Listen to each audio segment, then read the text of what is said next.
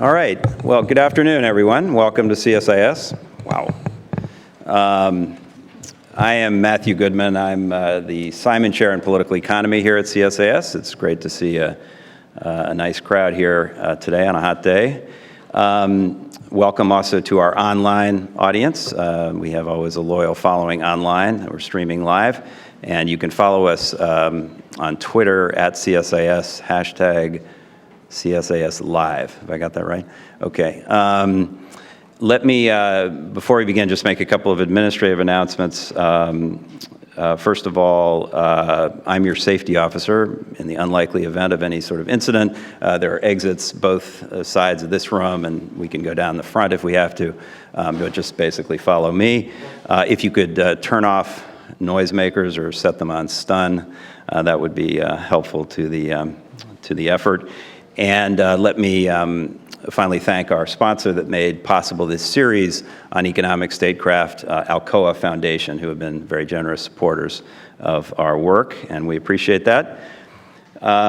So we are here to talk about China and the G20. I think everybody in this room knows the Group of 20 is a forum bringing together countries. Actually, the 20 is misleading because I think at last count I counted 53 or 54 countries if you count the EU seat. One of the 20 is the EU, which was 28, but I guess it's going down to 27 now, so I have to do the math again. But it brings together countries representing roughly 85% of the global economy to talk about global growth and financial stability and other important issues in the global economy. The leaders of this group will be meeting in Hangzhou, China on September 4th and 5th of this year. This is the 11th G20 summit since it was elevated to leaders level in 2008. To my former Treasury colleagues in the room, just to acknowledge that the G20 existed as a forum going back to the late 1990s as a finance ministers group, and in fact the finance ministers and central bankers are meeting this weekend in Chengdu, I think, China, for their major summit, basically. So that's why we're doing this, to preview what's on the agenda for the G20, what's China want to get out of this, what does this mean for China, and what are the hot agenda items, what does the United States care about in this forum and on this agenda. So we have a terrific group of people to help us walk through those issues, starting with our keynote speaker. So I'll introduce our panel separately when we come up here, but for now I'm just delighted to welcome the Deputy National Security Advisor for International Economics, Wally Adeyemo. He has been at the White House for about a year or so, I think, having been in the Obama administration previously at the U.S. Treasury Department, where he was advising Secretary Liu. He also helped, among other things, negotiate the IMF reforms, which is an important part of the G20 agenda. And as Deputy National Security Advisor, I think of him as having sort of three basic roles. One is he's the President's representative, and that's the role he plays as the G20 Sherpa.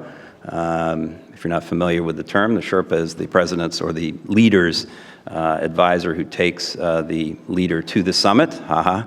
You get it? And those of us who supported Sherpas were called Yaks. So I always try to give a shout out to the Yaks who helped the Sherpas up the mountain. And so that's one role. He also is senior advisor on international economics to the president. And I think of that as a separate role, a related role to his role in actually coordinating international economic policy making in the U.S. government and ensuring that the president's program is implemented throughout the government. So it's a huge, and by the way, that role of international economics covers things that you would recognize as economics: macroeconomics, finance, trade, investment, development, energy, climate change. I'm probably missing a bunch of things. Wally can fill it in, but it's a huge portfolio and a really important one. So we are delighted to have Wally join us. And Wally, if you'd come up and take the podium, I'll join you back down in the audience. Thanks. I'll leave that.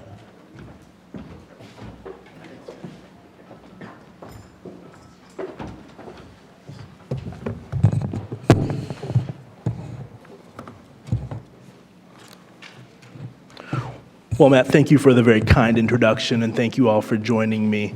I thought I would say a few introductory words and then hopefully take some of your questions and have a conversation about the G20 and China. It's great to be here with you today. And in September, as Matt mentioned, President Obama will attend his final G20 meeting. As you know, the president's first summit in 2009 occurred at a far more turbulent time for the global economy.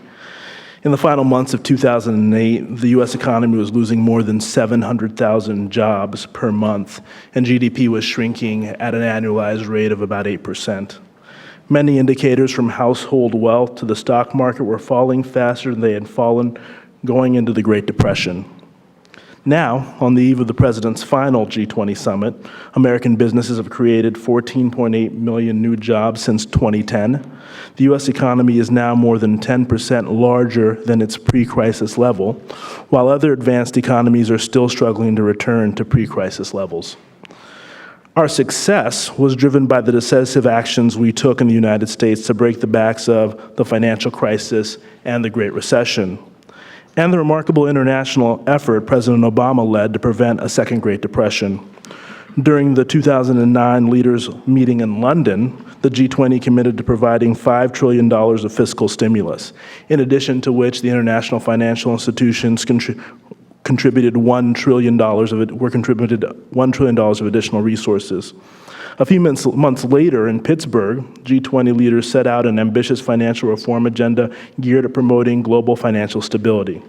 Under President Obama's leadership, the G20 became the premier forum for international economic cooperation, which acknowledges the important role that the world's major emerging market economies would play, including China, India, and Brazil, in the global economy to come. And of course, this year's G20 meeting is being hosted by China. Since the dark days in 2009, the global economy has grown by over 25%, but as you all know, we still have more to do to accomplish our shared goal of strong, sustainable, and balanced growth.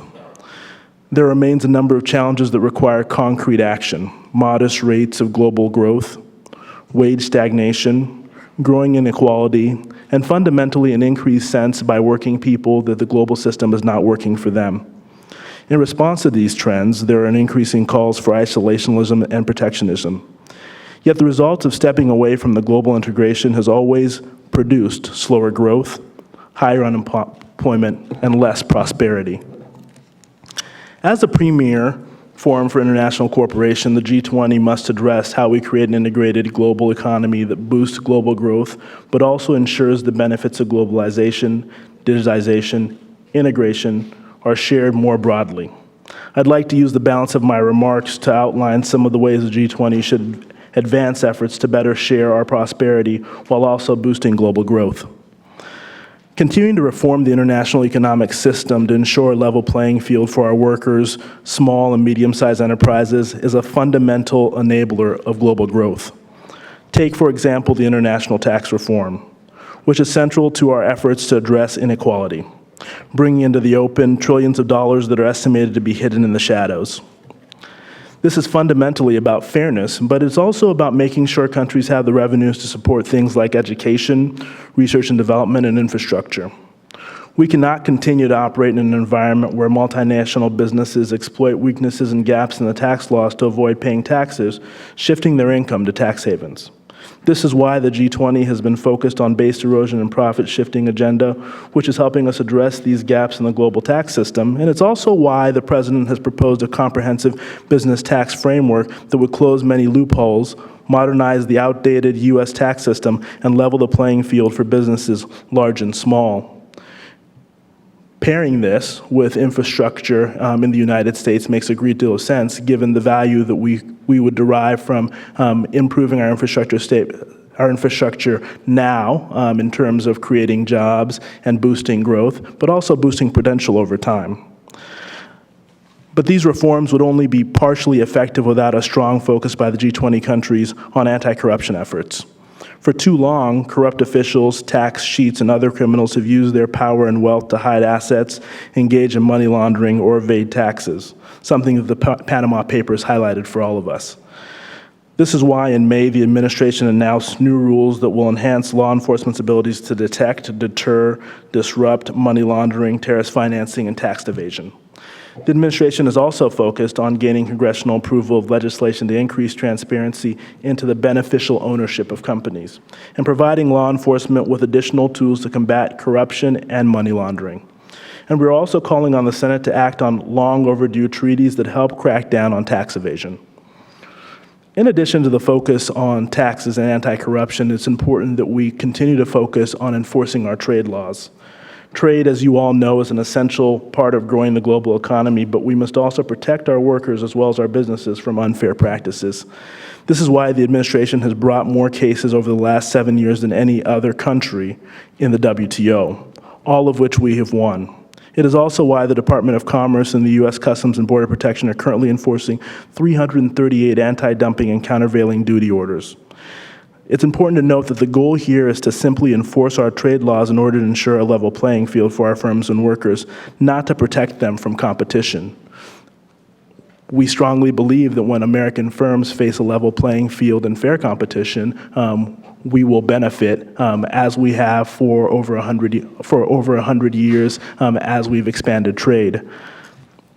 While trade remedies can provide our workers and firms with a more level playing field, our ultimate goal is, of course, to get our trading partners to end unfair practices and play by international rules.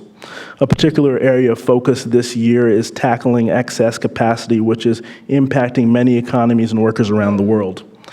Any global solution will require China, who accounts for about half of the world's production in steel, to make further capacity reductions. China has acknowledged the economic impact of excess capacity, but more needs to be done both in size and scope than Chinese officials have done so far. We are encouraged by the outcome of the G20 trade ministers meeting on July 10th of this year, where an agreement was reached that the group would take effective steps to enhance market function and encourage adjustment. Moving forward, the G20 should also create a forum to help forge a global solution to this truly global problem. As you know, barriers to imports in America are extremely low, including low average tariff rates. But we also need to take steps to lower the barriers to American exports all over the world. This year, we have an opportunity to conclude an ambitious WTO environmental goods agreement at the G20 that would eliminate tariffs on a broad range of environmental goods, a sector that is estimated at nearly $1 trillion in global trade annually. Eliminating these tariffs will not only promote fairness for American workers and businesses, but will also support good green jobs. Another opportunity for our companies and workers comes through our regional trade agreements, TPP and TTIP, which will allow us to define the rules for trade that will cover approximately 60% of the global GDP.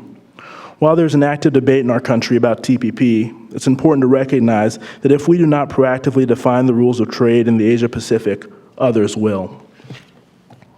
China is actively pushing forward the Regional Comprehensive Economic Partnership Trade Agreement, which is in many ways a response to TPP. They have the goal of completing the agreement by the end of 2016. Put simply, failure to complete TPP this year, matched against the conclusion of RCEP, will give our economic competitors an advantage in establishing the standards and the rules for trade in the Asia-Pacific. In addition to these reforms and trade agreements, we must also acknowledge that we are operating in an environment where growth is too modest and risks to the global economy are predominantly to the downside, which should compel us to do more to support near-term demand and long-term economic potential. While structural reforms are critical to reaching more sustainable growth in the medium term, structural reforms alone are insufficient. As G20 countries, we must use all policy tools, monetary, fiscal, and structural, individually and collectively to foster confidence and strengthen growth. Simply put, a supportive fiscal stance, particularly in supporting near-term demand, will provide the stability needed to help with structural adjustments. We also need to invest in the future by taking advantage of the low interest rates to stimulate growth and reform. The need for investment globally is undeniable. The Asian Infrastructure Bank, the Asia Development Bank, estimates that infrastructure investments gap of approximately $8 trillion over the next 10 years in Asia. Investment in Europe is currently 15% below pre-crisis levels. And even here in the United States, we face an infrastructure deficit that runs into the trillions of dollars. This is why the President proposed the 21st Century American Infrastructure Initiative, which includes spending on clean transportation initiatives. While the public sector, as we all know, can make investments in security and infrastructure that benefits our societies, it's critical that the private sector play the leading role in deciding how to allocate capital. G20 countries need to find ways to catalyze private investment, which includes using fiscal policy and reforming our regulatory frameworks to encourage rather than stifle capital formation. As we do that, it will boost aggregate demand around the world, and if we do it right, it will make growth more inclusive and strengthen the middle class both now and into the future. It's also critical that G20 countries avoid temptations to use the exchange rate or other policy tools to seek competitive advantages over other G20 partners. We cannot grow the global economy using beggar thy neighbor policies. In fact, building a stronger global economy will require the G20 to take collective steps to promote sustainable development. This year, the G20 will have the opportunity to support the 2030 Agenda for Sustainable Development, which is central to ensuring that economic opportunities are afforded to people all over the world. Consistent with the United States' longstanding leadership on sustainable development, President Obama is hosting a White House Summit on Global Development today. The summit is bringing together development leaders, public and private sector partners, civil society, diplomats, and entrepreneurs to build on the development progress we have made and recommit ourselves to the task of expanding dignity and opportunity across the globe. The G20 will also have an opportunity to support implementation of the Paris Climate Agreement.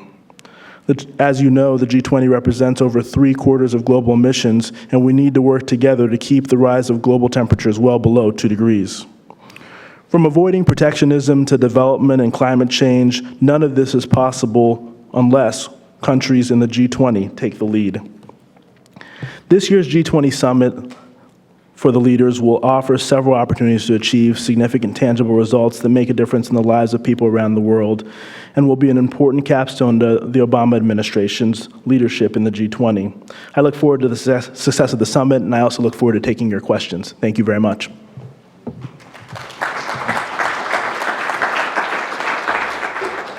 Thanks. Please have a seat there. Okay. Colleagues are going to remove the podium so folks over here can see. And we're on now, Travis? Yeah. Okay. All right. Great. Thank you. Well, thank you, Wally. Boy, there's a lot there. In fact, I ran out of space at the bottom of my page to write down all the items on the agenda. I'm going to let the audience drive this largely, but I'm going to take advantage of having the microphone to ask just 2 questions. So one is, you focused on the need for policies to support demand, and including fiscal policy, which has been a big issue of debate or kind of non-debate because of some difficult positions in the group. And to that end, not to make it too pointed a question, but I just was seeing that in the press run this morning that Finance Minister Schäuble of Germany, in preparing for the meeting this weekend, said something about, that the priority for the G20 finance minister should be on sending a message of stability. And on the one hand, benign interpretation of that is that we've got Brexit, we've got Italian banks, we've got various other sources of instability, and we should be, showing that we're on top of those issues. But I couldn't help also reading that he was also trying to signal that any ideas for sort of new stimulus, new policy coordination on this kind of effort of supporting near-term demand were sort of off the table. Is this part of the reality of the debate you're having in the G20, and how is that going to be resolved? Thanks, Matt. And you know well, given your time doing these jobs, that it's been a debate that's been ongoing for a long time. And I think you are right that, for example, Germany has not been as supportive of less constrained fiscal stance as other countries have been in the G20 context. But I do think that there is a consensus amongst G20 countries on the idea that we need to boost investment in the global economy. I think there are differences about what that will take in terms of how do we crowd in private capital. But I think everybody recognizes that it's going to require some level of commitment from the various G20 countries in terms of using what fiscal space they have. I think our instinct would be that Europe should use more fiscal policy to drive investment in this area than they are at the moment. I think that is a debate that the Europeans are going to have. I think coming out of the recent vote by the UK, Europe's going to have a discussion about what they do to demonstrate that Europe is capable of growing and creating jobs and providing many of the benefits that they have provided to their people even better, and I think that's a debate they'll have. In the context of the G20, where we've been having this discussion, I think you're going to see the finance ministers this week have a robust discussion about these issues and what they can do to go forward. I think the reality is that the global economy, as you know well, is different than it was in 2008 and 2009. So the policy prescriptions for each country and each region are different. But in all of the countries, I think that one of the things they need to do is find a way to make sure that fiscal policy is helping to boost demand. That may not necessarily in each country mean spending more money, but it may mean actually taking the money they're spending and spending it in ways that lead to greater multipliers. So I think that it'll be an interesting discussion, and I think the debate the lines will of course be changed because we have a new prime minister in the UK, and we'll have to see where they are in terms of this policy debate as well. But I think our German colleagues are largely in the same place.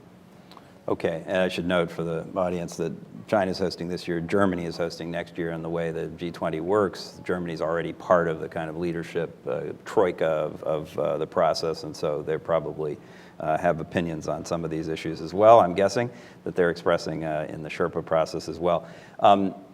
So the other question is a sort of slightly broader pitched question about, Martin Wolf had a piece in the FT today about the challenges that you alluded to of people feeling that it's not working, globalization's not working for people. And one of the things he said was that for global governance, which is what the G20 is all about, the focus should be on essential global public goods, I think was the phrase he used. And he identified, for example, climate change is an essential global public good, but maybe opening trade, opening capital flows is not such a high priority. I think Larry Summers said something similar to this, at least that's what I read in that article he wrote a week or two ago. What do you think of that? I mean, do you think that the G20 should be shifting its focusing on certain things as higher priority than others?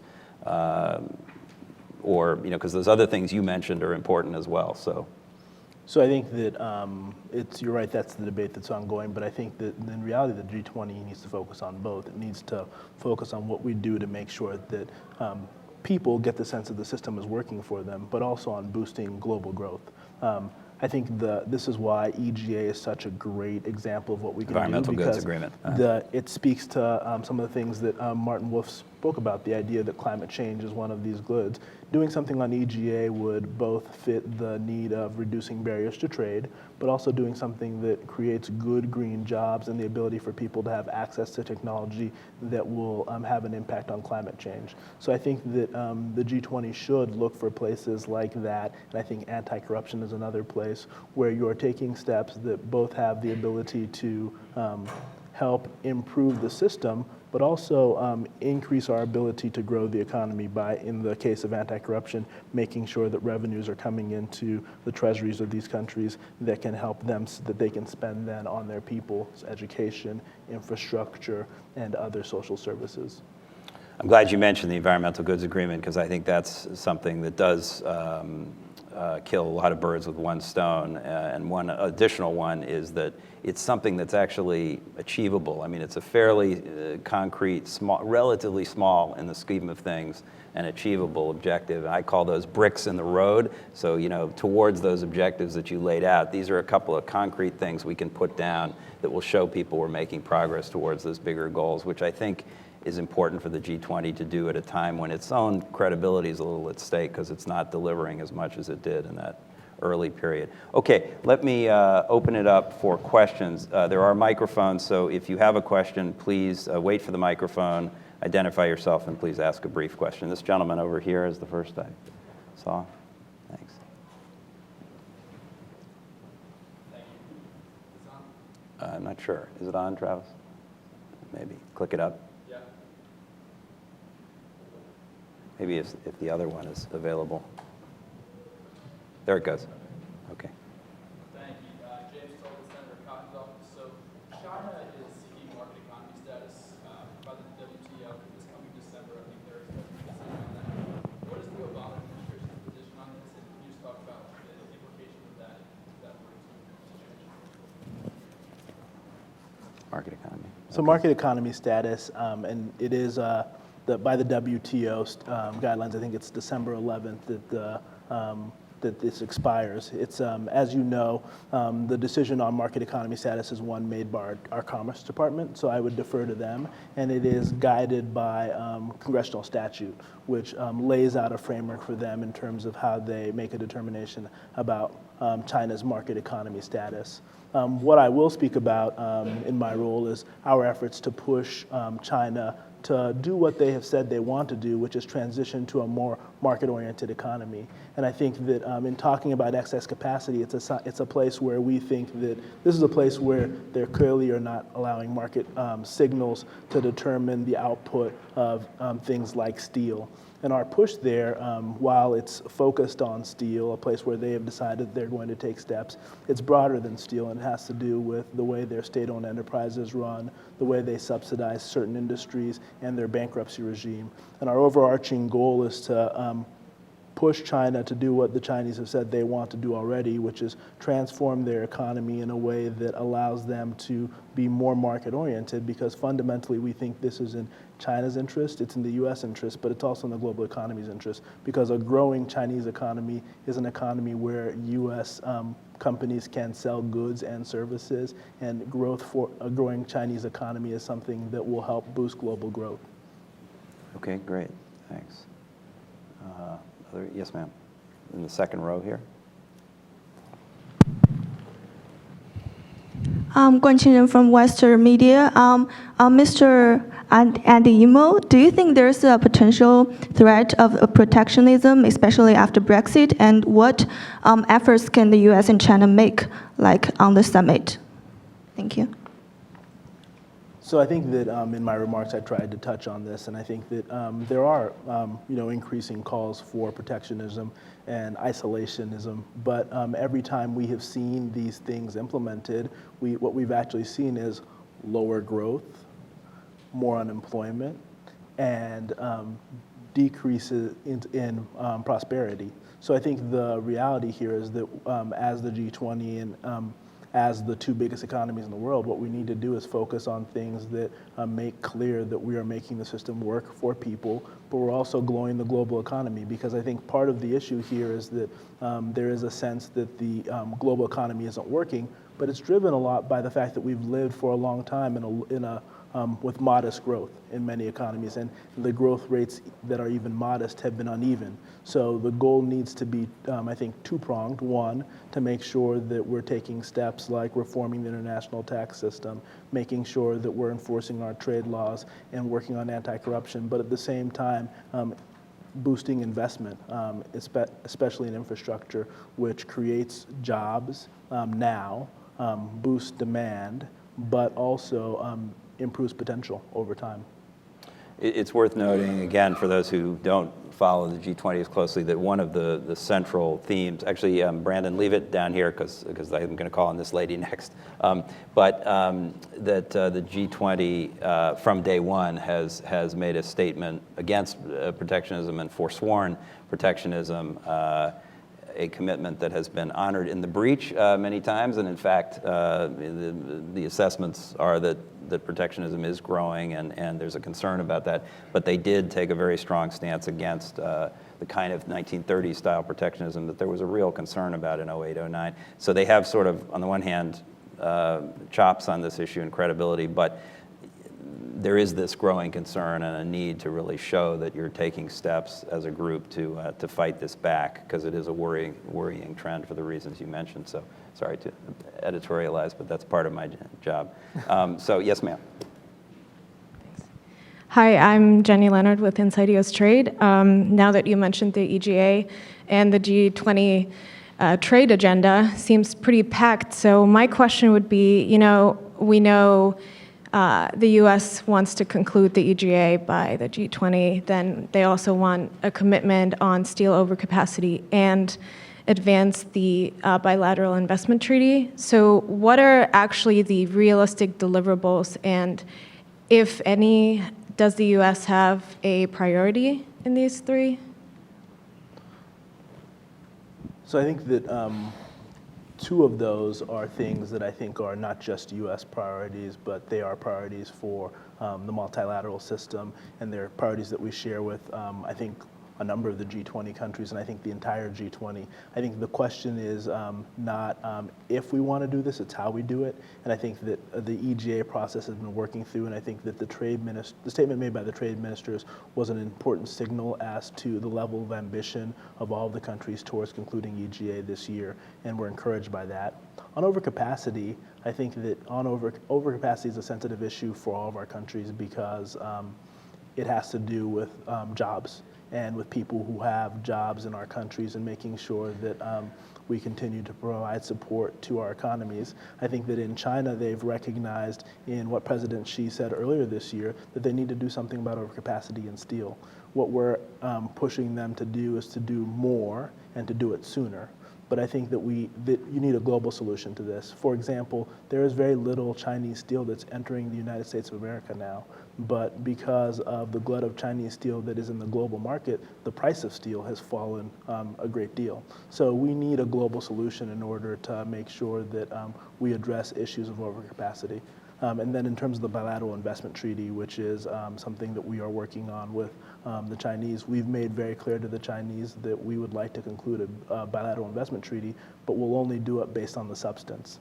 And fundamentally, the bilateral investment treaty is in China's interest because, as President Xi has said, they want to transform their economy. And many of the things that they will need to do to enter into a bit with us fit well within this transformation that the president has already announced. Okay, really quick. So how can you elaborate on how you would push them? I know that you said earlier the market economy status is something that is obviously in their interest. So making them commit more on cutting down on overcapacity in the steel sector, and on the bid to bring you a better offer. Like, how can you give me more on like how you're pushing them to get somewhere? So I'll start on the bid. I think the bid is less pushing and them needing to show the ambition that's needed to conclude a bilateral investment treaty. I think that it's fundamentally in both of our interests to do that. We've made clear to China that they need to show the level of ambition that's needed to bring back the substance that we can take back to our business community and to our Congress in order to get a bilateral investment treaty approved. On, I think, your second question, which was overcapacity and market economy status, those two things are not tied. I think that market economy status is a decision that will be made by our Commerce Department based on statutes that have been approved by Congress. On overcapacity, I think this, again, is one of those places where the Chinese recognize they have a problem. Our goal is to get them to do more about it sooner in order to make sure that we don't end up, that we solve a global problem that is being created by the export of their steel into the global economy. Okay, great. There was a gentleman there in the yellow shirt. Barry Wood, RTHK in Hong Kong. Wally, could you say something about how the G20 can become more efficient? There are so many people around the table, so many people who are part of the group that really aren't G20. It's cumbersome, I would think, and you've observed this at close hand. But it's hard to imagine there could be, for example, any kind of currency arrangement like the plaza coming out of such a wide and disparate group. So I appreciate the question, and I think that what you're speaking to is true, that while there are supposedly 20 countries around the table, you also have international organizations, and you have countries that are invited by the chair to also participate in the G20. And I think the thing that is true about the G20, like lots of forums, is that it provides us the ability to sit down with many of the largest economies in the world, and in the very beginning, solve a critical crisis. We were able to, one, stop a crisis that was going on, and then we committed to making sure that the financial system would not be able to cause a similar crisis going forward. In those two places, I think that you've seen a great deal of success in terms of the firewall that was created by the G20 in terms of fiscal stimulus, and then the regulatory agenda that has been advanced by the FSB. I think our work on sustainable growth going forward we have not gotten to a place where we've seen the growth rates that we want. But I think the G20 has served as a forum to help us advance our policy interest in places like foreign exchange, for example. And the statements that we've made in terms of the commitments that G20 countries have made on foreign exchange rate intervention and things of that nature, I think has been important to setting norms in this area for some of the largest countries. And you've seen that while the G20 statements, I would say, are not as strong as the G7 statements, they've been moving in that direction. And our goal overall in the space of foreign exchange is to try and create higher and higher norms to inappropriate and unfair actions in order to better police this space of issues. And I think that the G20 has proven effective at doing that with a group of countries who weren't in the G7 initially and have a huge impact on the global economy now. So I think that there's more work that we can do and we will need to do. But I think that in various areas, including the foreign exchange rate, you've seen the G20 be quite effective. Although there is, a growing challenge in the foreign exchange area that,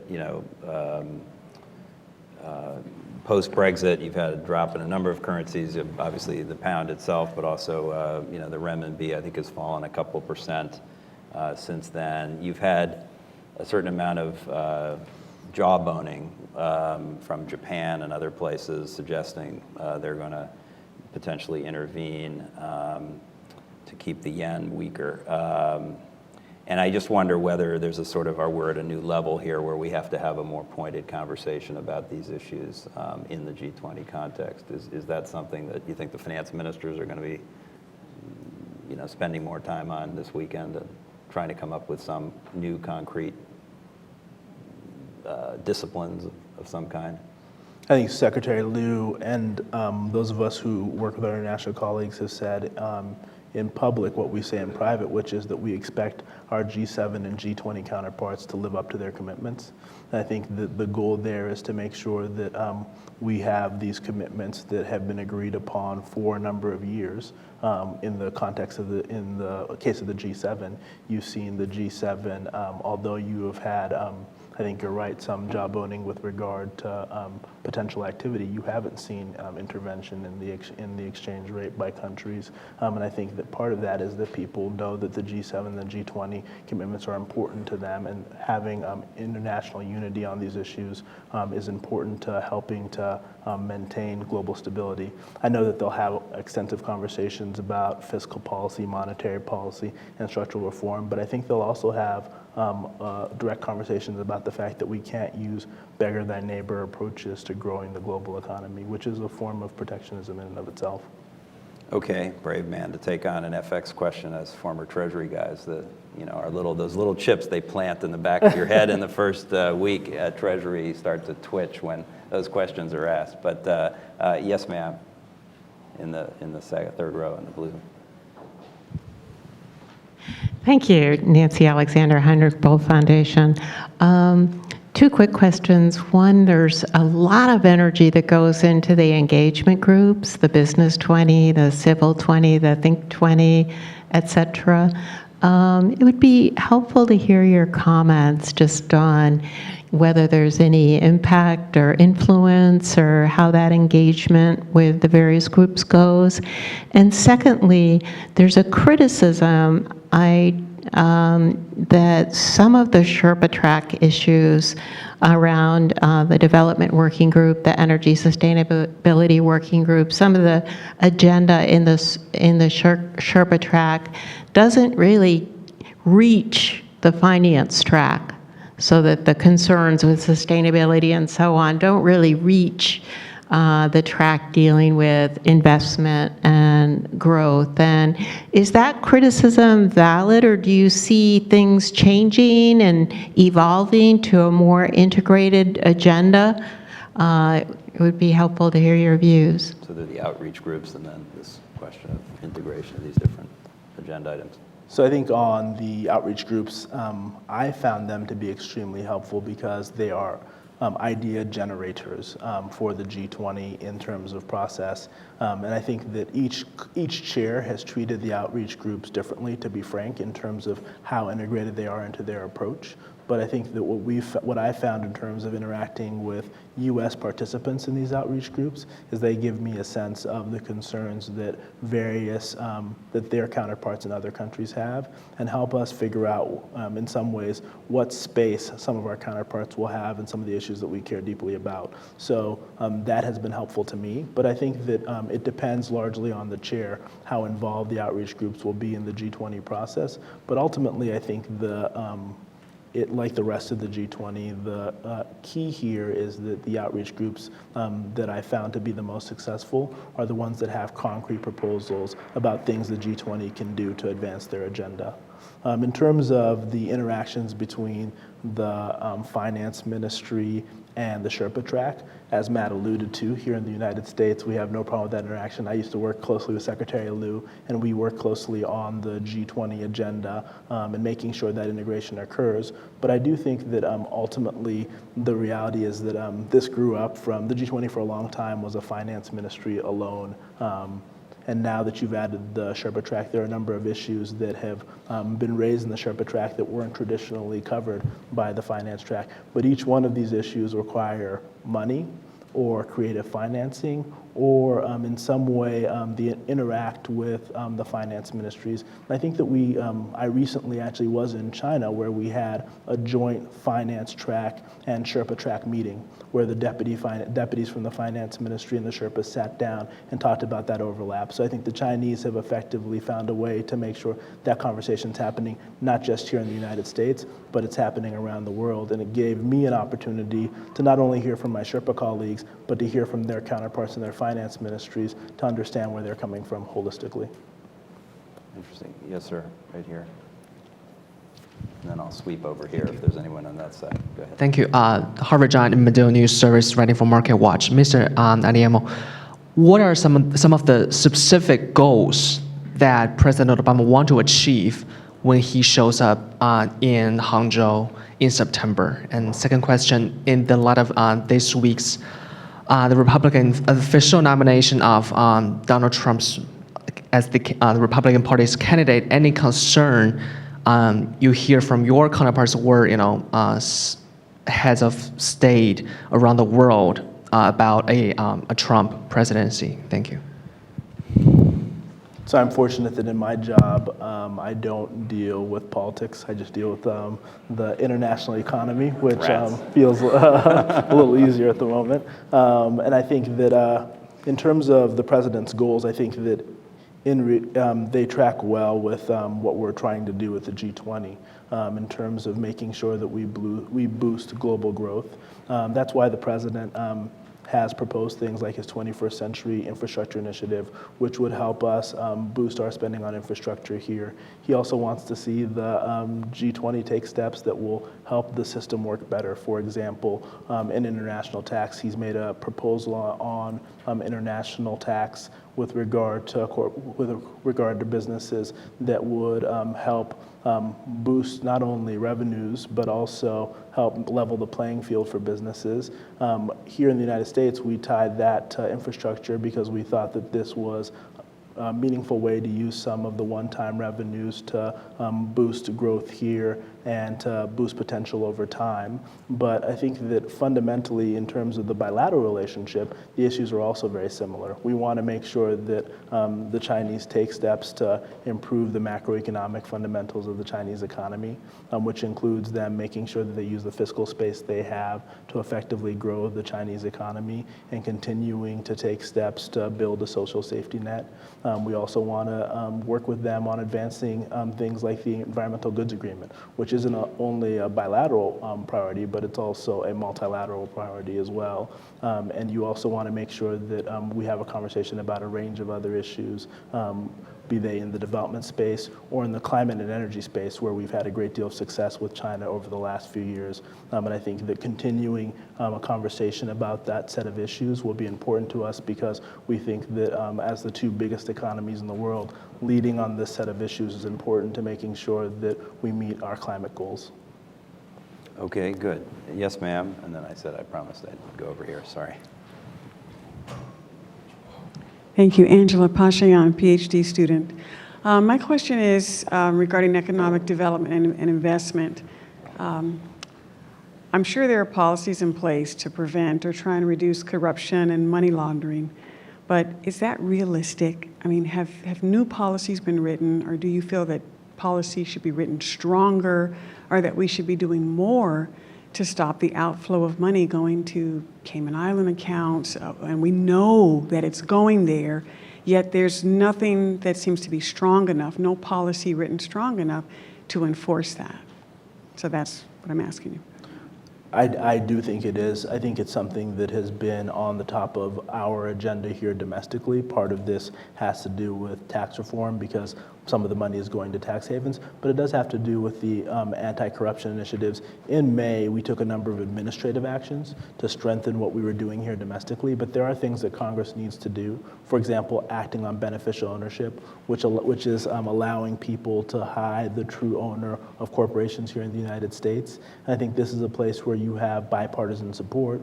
We need to take actions, this is one of those places where the United States taking actions will matter a great deal to the global fight on beneficial ownership. So I do think we have the ability to do more in this area. We've already done a lot, but I think the Panama Papers disclosure helped focus the world's attention on a set of issues that have been important, to be frank, for a long time. And while they're important to us, they're even more important to lots of countries in the developing world. And it's important that the G20 show leadership in this area. Okay, thanks. Way over there.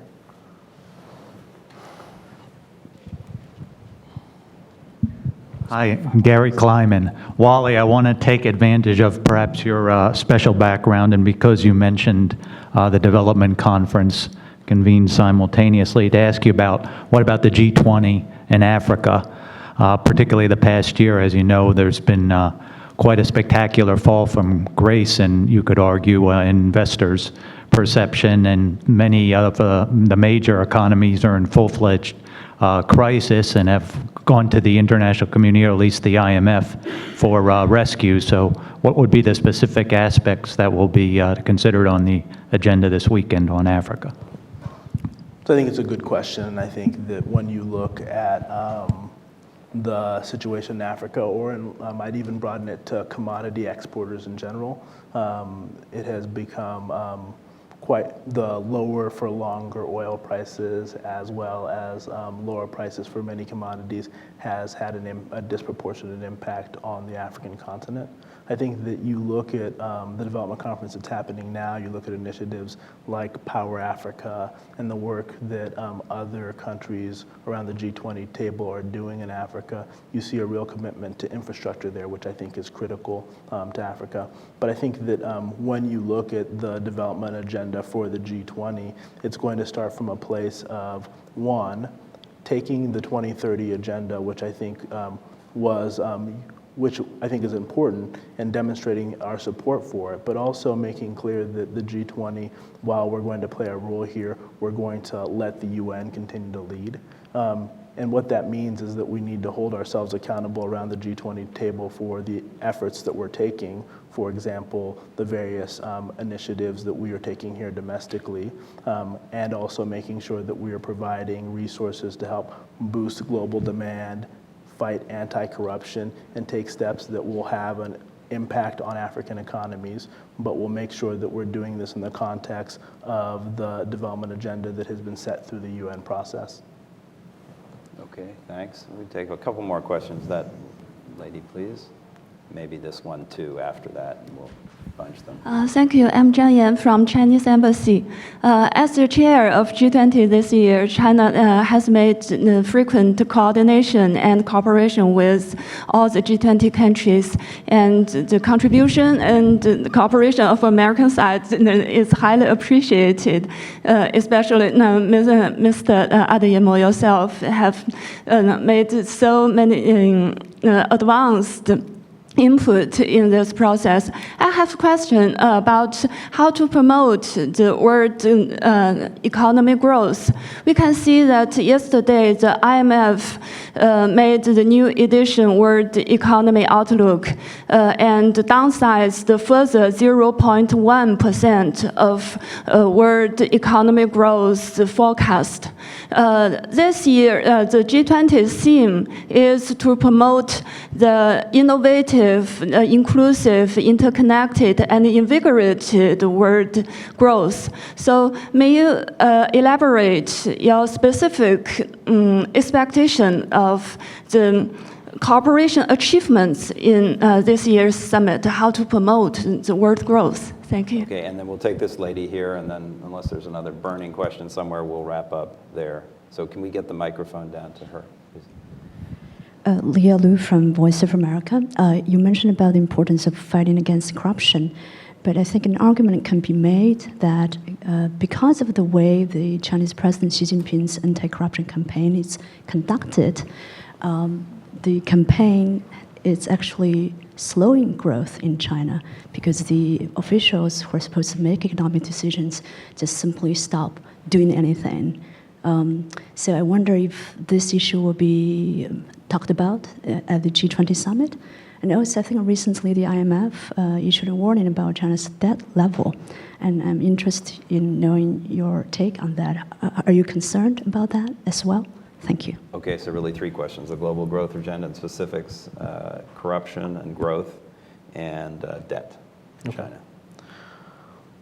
So I do want to, I think you are right. We have had a great deal of cooperation with our Chinese colleagues with regard to this G20 year, and they've done a great job in terms of helping to plan a program for not only the Sherpas, but for various ministers who have met in China as well. And we're all looking forward to a very successful Leaders Summit as well. I think that the G20's focus on global growth should and will continue, and I think that this is an area where I outlined what I think are some of the ideas that should be discussed, hopefully this weekend by our finance ministers in terms of what can we do to boost investment. Fundamentally, I think what the IMF has said is that growth is modest and uneven, and most of the risks are to the downside. And in an environment like that, it's hard for us to boost private sector investment without the public sector playing a greater role in terms of taking the lead and making some of investment decisions. I think that the key is going to be again, I think looking at what we can do with the fiscal space that we have, but also in terms of regulatory policy to try and create the avenues for the private sector to increase investment. But there is clearly a need to boost global demand. That will require us to use all three of our policy tools, which includes monetary policy, structural policy, and fiscal policy. As I said to Matt, I think that for each country, that mix, or each region, that mix is slightly different. But when you look at some of the advanced economies in Canada, the Prime Minister introduced a budget that included a substantial fiscal boost. You look at Prime Minister Abe, and people are expecting that the Japanese will include a fiscal boost of somewhere between 2 and 4% of GDP. And I think that where there is space, countries are going to need to act in order to boost global demand. I think the next question about anti-corruption and growth, I think that when I think about anti-corruption, the goal here is to produce an environment that actually enhances growth. by creating transparency, by making sure that the resources, that people are unable to hide their resources from tax administrators, and that countries have the revenues they need to do things like invest in education and infrastructure and other investment. I think that the way that this is done is going to differ by country and by region, but I do think there are things that the G20 can endorse, like beneficial ownership, looking to make sure that we know who the true owners of corporations, that should be universal across our countries in order to make sure that we have a better sense of where assets are going and how they're being hidden. In terms of debt, I think that fundamentally one of the things that we have been talking to our Chinese counterparts about is macroeconomic policy. And we think that as a macroeconomic matter, it's important that the growth of China's economy is important to the Chinese, it's important to us, it's important to the global economy. They've taken a number of steps to boost growth in China, but they also need to deal with debt in the same way that debt is a challenge to a number of advanced economies as well. The key is to make sure that your economy is growing in a way that is sustainable, and that's going to require them to move towards what they've already said they're trying to do, which is a more consumer-oriented economy. Some of the things they need to do here is invest in things like a social safety net, so that people are willing to boost spending rather than saving in order to prepare for retirement and things of that nature. And we're hopeful that over time the Chinese will take these steps because we think it will lead to a more sustainable growth pattern for China, which will be less reliant on the types of investment they have made in the past. Well, this conversation, I think, has confirmed that Wally has a lot on his plate. He's a busy man. Frankly, as a taxpayer, I don't want you spending more time at think tanks. I want you back at your desk working on these issues. So I'm going to let you go. But please join me in thanking Wally for a terrific presentation. Thank you. Thank you. And Thanks, Matt. we're really delighted to have had you and delighted to have you back anytime you can join us and maybe to debrief on Hangzhou at some point. Thank you. Thanks. Very much appreciate it. Thanks so much.